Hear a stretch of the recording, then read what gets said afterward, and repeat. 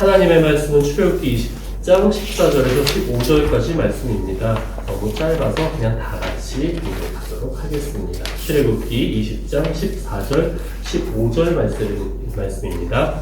함께 봉독하겠습니다. 시작. 간음하지 말라, 도둑질하지 말라. 아멘.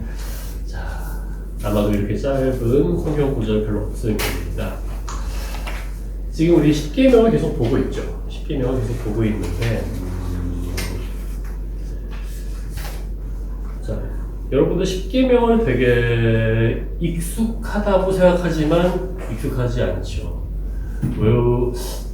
계명들이 아마 띄엄띄엄은 다 생각날 겁니다. 하지만 얘네들이 정확한 워딩이라든지 정확한 그 순서라든지 그런 거 우리가 잘 몰라요. 자, 그런데 이 10계명은 구약에서 하나님께서 이스라엘 백성에게 주신 것이긴 하지만 하나님께서 이스라엘 백성들에게 너희들 이렇게 살아라 라는 명령 가운데 하나님께서 정말로 하시고 싶었던 말씀은 뭐냐면 나는 이런 존재고 나는 이것들을 사랑해. 내가 좋아하는 건 이런 거야 라는 거를 10계명을 통해서 하나님께서 알려주신 겁니다. 자, 오늘은 이제 조금은 뭐라고 해야죠? 걸린다고 해야 될까요? 좀 어려운 7계명을 다루게 됩니다. 자, 간음하지 말라. 간음은요, 뭐냐면은 성관계인데 어떤 성관계냐면은 부부간에 하지 않는 성관계를 모두 다 일컫는 말입니다. 그래서 저현이 학교에서 성교육 받았지? 그래. 자, 남성과 여성이 이제 성행위를 해요. 그거는 보통 아이를 낳기 위해서라는 생물학적인 이유도 있지만 인간들은 그것보다 좀 더 과다한 성욕이 있습니다. 왜 그러냐면은 모르겠어요. 왜인지 모르지만 그렇게 만드셨어요. 그래서 동물들 같은 경우에는 짝짓기 기간이 있습니다. 성행위의 기간이 있는데 사람은 그딴 거 없어요. 그냥 아무 때나 해요. 아무 때나 성관계를 갖습니다. 자, 그래서 왜냐하면은 사람들은 그 쾌락을 추구하거든요. 성관계를 맺을 때 그 쾌락이 굉장히 좋기 때문에 사람들은 그 쾌락을 추구합니다. 그래서 하나님께서 이 성관계를 부부 간에 남자와 여자 사이에 창조의 질서로 만드셔서 너희를 즐겁게 누려라라고 주신 것을 하나님께서 주신 배우자 말고 다른 존재와 나누는 그런 일들, 그것을 바로 간음이라고 합니다. 자, 그래서 이 간음은 우리 나눔자료에 제가 나눠드리긴 했지만 당연히 강간은 간음에 포함이 됩니다. 성매매도 간음에 포함이 돼요. 그리고 미혼인 사람하고의 성관계, 한쪽이 미혼이든지 양쪽이 미혼이든지 다 간음에 포함이 됩니다. 그리고 동성애도 포함이 됩니다. 자, 아까 말씀드렸죠. 부부 관계에서 이루어지는 성관계가 그 외에는 모두 간음이라고 규정을 합니다. 자, 우리들이 이 간음에 대해서 규정한 가장 중요한 본문은 요거예요. 창세기 2장 24절입니다. 이러므로 남자가 부모를 떠나 그의 아내와 합하여 둘이 한 몸을 이룰지로다. 아멘. 자, 여기는 남자가 주어가 되기는 하지만 남성과 여성이 한 몸을 이루는 것. 그래서 성관계는요, 우리는 아이를 낳는 행위 혹은 쾌락을 추구하기 위한 행위라고 하지만 사실은 하나님께서 만드실 때에 둘이 한 몸을 이루기 위한 행위로 이 성관계를 만드셨습니다. 그래서 그 안에서 즐겁고 기쁘게 누리게 하기 위해서 만드셨어요. 그런데 사람이라는 거는 그렇죠. 부족합니다. 먼저 아담과 하와가 죄를 짓고 나서 하나님께서 만드신 이 본래의 창조 질서가 깨어집니다. 그래서 내가 원하는 것을 합니다. 그래서 남자가 힘이 있어요? 그러면 어떻게 하죠? 아내를 많이 가집니다. 그리고 여자가 매력적이에요? 그래서 여러 남자를 찾아다닙니다. 혹은 남자가 이 여인을 얻고 싶은데 이 여인이 마음을 열지 않아요. 그래서 어떻게 하냐면 강제로 성관계를 맺습니다. 이런 모든 어지러진 행위 또 하나. 그리고 남자와 남자, 여자와 여자가 둘이 단순한 쾌락을 위해서 성관계를 맺습니다. 이런 것들은 다 잘못된 행위다, 간음이다라고 규정을 합니다. 자, 그래서 본문 자체는 되게 어렵지 않아요. 간음을 하지 말아라, 성관계를 맺지 말아라, 그런 끝이에요. 그런데 자, 우리가 지난주에 봤듯이 5계명, 6계명, 1, 2, 3, 4계명도 마찬가지예요. 자, 예수님께서 무엇을 말씀하시죠? 너희들 거기에 마음이 담겨있니? 라고 말씀하십니다. 마태복음 5장 27절, 28절입니다. 또 간음하지 말라 하였다는 것은 너희가 들었으나 나는 너희에게 이르노니 음욕을 품고 여자를 보는 자마다 마음에 이미 간음하였느니라. 아멘. 자, 그래서 단순히 성관계만 맺지 않으면 깨끗하다라고 생각을 했던 우리에게 예수님은 큰 의문점을 던지십니다. 뭐냐면, 자, 너희들 그 마음 품으면은 간음한 거야. 욕정을 품으면은 간음한 거야. 자, 제가 여성들은 잘 모르겠어요. 그런데 남자는 당연히 잘 알겠죠. 제가 남자니까. 이제 정연이 시기부터 시작해서 평생이에요. 남자들은 평생 굉장한 성욕을 가지고 삽니다.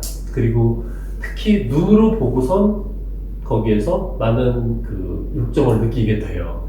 자, 그렇다면은 예수님의 이 말씀은 요 뒤에는 제가 적지는 않았지만 29절 제가 읽을게요. 만일 내 오른 눈이 너를 실족하게 하거든 떼어내버리라. 내 백체 중 하나가 없어지고 온몸이 지옥에 던져지지 않는 것이 유익하며. 무슨 말씀이냐면은 눈으로 보고 그런 욕정을 가졌다면 너 눈 빼버려. 차라리 보지 않고 죄를 짓지 마라고 예수님께서 말씀하십니다. 그런데 이게 안 되죠.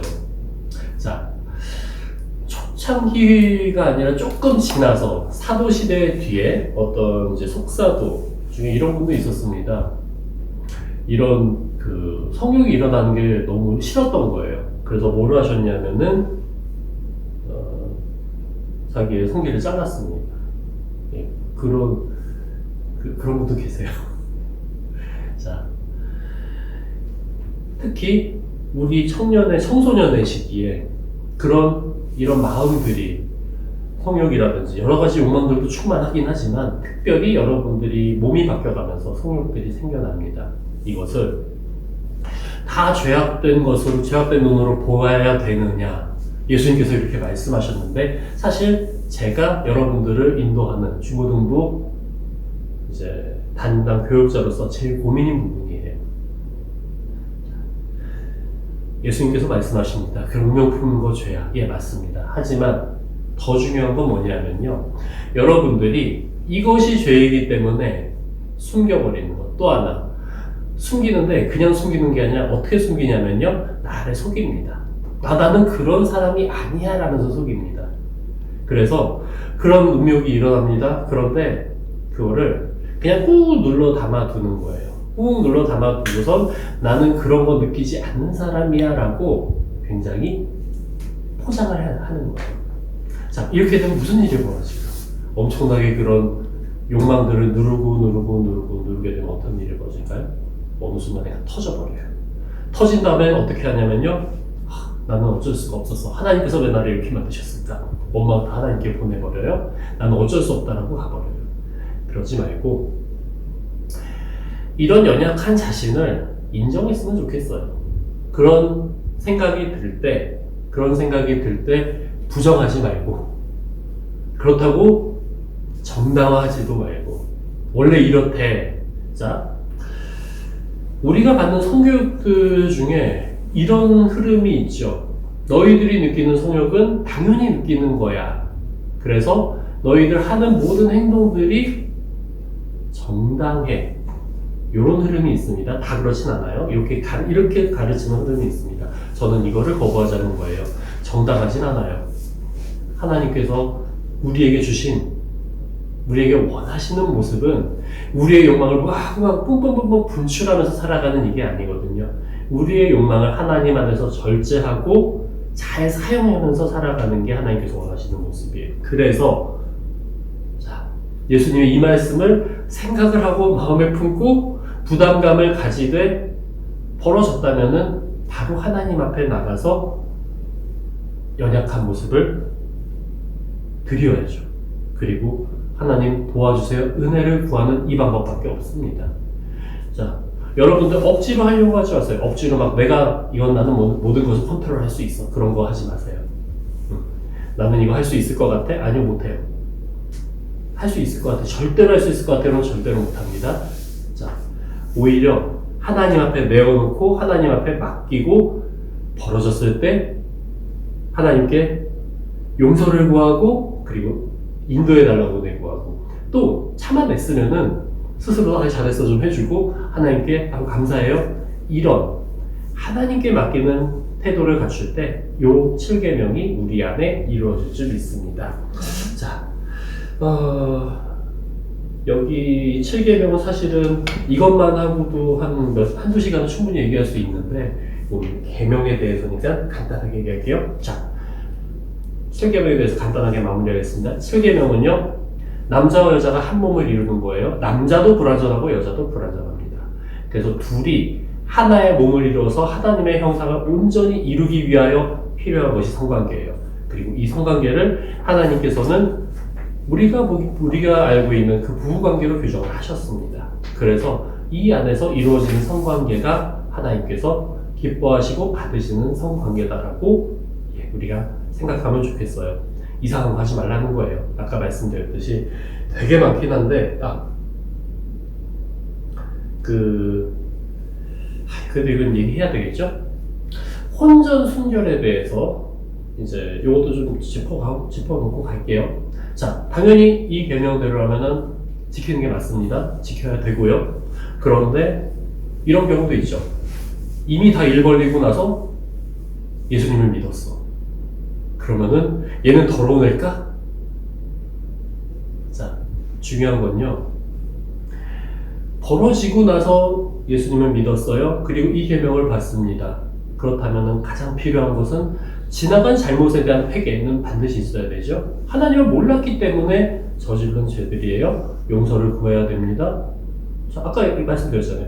부족한 것, 연약한 것 하나님께 말씀드려요. 그리고 하나님, 그렇지만 지금부터는 내가 하나님의 뜻대로 하나님의 은혜를 구하면서 살겠습니다. 그러면 되는 거예요. 진실된 회개와 그리고 바뀐 행동으로 살아가면 됩니다. 이거는 근데 또 하나 있어요. 이 혼전 순결을 지나치게 강조하면서 여러분에게 죄책감을 주는 그런 교단들도 있습니다. 목사님은 그것도 올바르지 않다고 생각해요. 지나친 죄책감이라는 건요, 결국 하나 이런 거 있잖아. 스스로한테 막 실망할 때 있죠. 난 막 스스로 나 왜 이걸 못할까 하고 스스로 실망을 해요. 자, 그렇다면은 그 전제는 뭐니?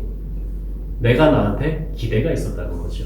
그건 뭘까요? 내가 나한테 기대가 있다라는 거는 내가 나를 높이 평가하고 있는 거예요.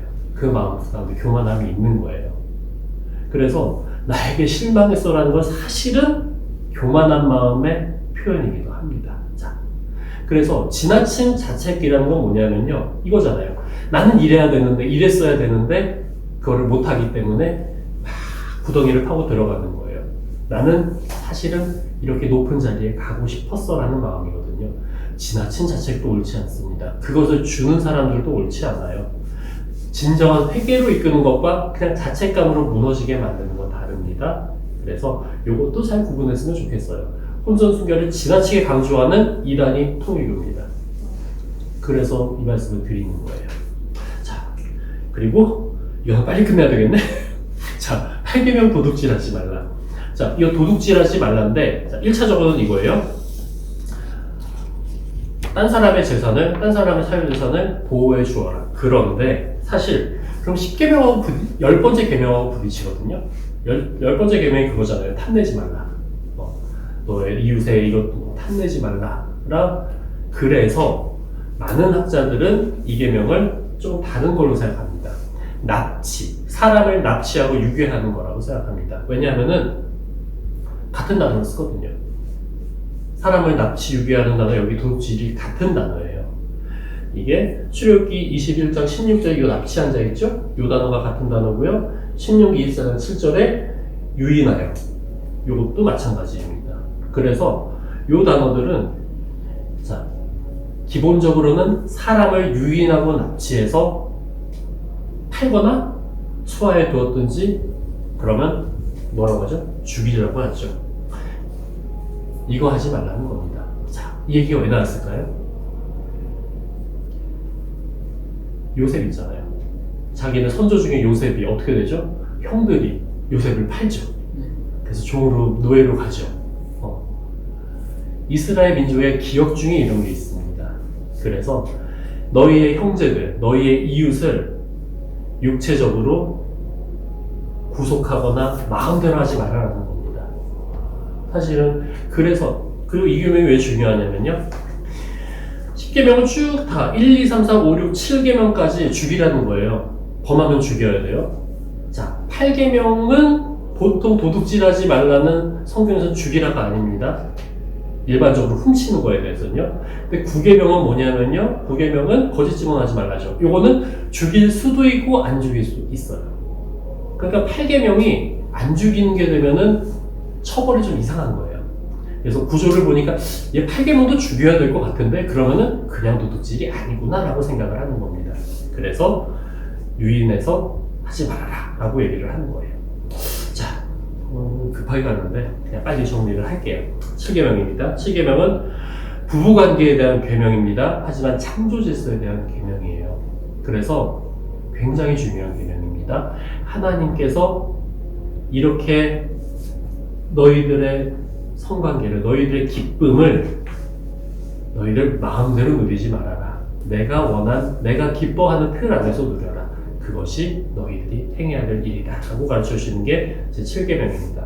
8계명은요, 그냥 도둑질이기도 하지만 더 중요한 건 내 이웃의 존엄함을 육체적으로, 물질적으로 깨트리거나 무너뜨리지 말고 지켜주라는 겁니다. 자, 8계명 조금만 더 얘기하자면 이런 거 있죠. 회사에 가요. 회사에 가서 사장님이 갑질을 합니다. 자, 그래서 내 돈을 받으니 나는 너의 인격을 짓밟아도 돼. 이거예요. 이런 거 하지 말라는 거예요. 그래서 믿는 사람들이, 그리스도인들이 운영하는 사업체는 갑질이 있으면 안 돼요. 육체적으로도 물질적으로도 너희들의 그 마음을 무너뜨리지 말고 너희들의 돈들, 너희들의 재산을 뺏어가지 말 것을, 그리고 속이지 말 것을 요구하는 게 제 8계명입니다. 그래서 7계명과 8계명 생각하면서 혹시라도 7계명은 앞으로 여러분들이 저지를 거야.